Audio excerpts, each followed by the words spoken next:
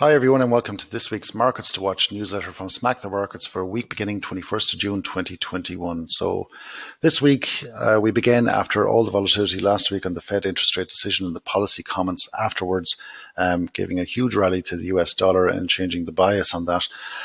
So this week we start much quieter to begin on Monday, but as Wednesday comes along we have some very interesting PMIs from Europe and the UK, and on Thursday we do have the interest rate decision from the UK as well.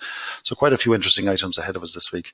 So if we take a look at the mini Dow here, we can see what happened last week. Got this huge sell-off, some of it on the back of the comments on Wednesday, but what it has done, it has broken the lows here in the weekly chart. So no longer in an uptrend here in the weekly chart, and now technically in a downtrend. We can also see here on the daily chart, it did break through this 33,000 just on the Globix session, and broken Friday's low as well. So it's getting a bounce at the moment. It is very overextended to the downside, pulling back in here into the 4-hour moving average zone or close enough to it, and into some interesting levels here around about 33,270, where it did find support and resistance in the past. So we're keeping a close eye on this to see what happens here if it does get a reaction around about that. All three indices up so far today, and we're also very mindful that the S&P and the Nasdaq are fully in solid long trends at the moment still, and also broke into all-time highs last week. So this one is a little bit divergent from those two.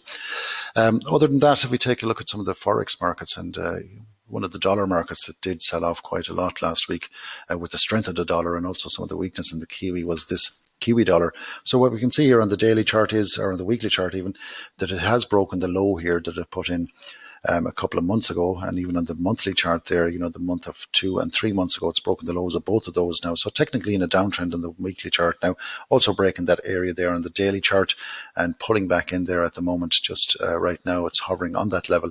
So on the 4-hour chart here, we have caught up to the moving averages. It was overextended. It did pull back into this area, and just winding back there, we can see the reaction we had the last time it was around there. So again, keeping a close eye on this to see if we can get a continuation of some of that dollar strength that we saw last week, and which would continue this trend to the downside.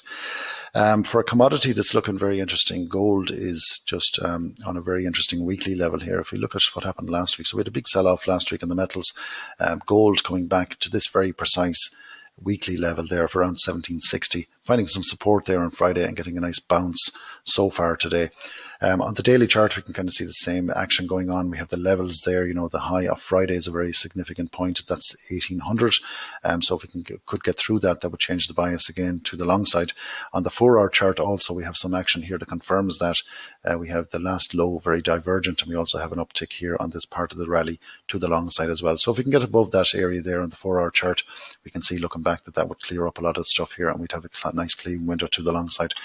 So that's the way they're looking at the moment. I hope it helps, and we'll be back next Monday and see what's looking like at that stage. So we'll speak to you then.